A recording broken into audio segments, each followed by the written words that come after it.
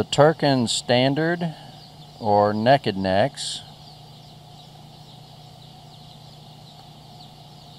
originated in Hungary, and they were kind of noted for their large size and laying ability. Our particular breeding program, they come in different colors. We do not breed for any particular color of the Turken. Their most noted feature, I suppose, of course, is their naked neck.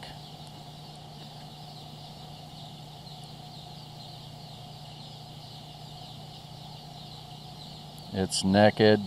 You can see their skin all the way down. And they'll usually have a little tuft on their neck right about here.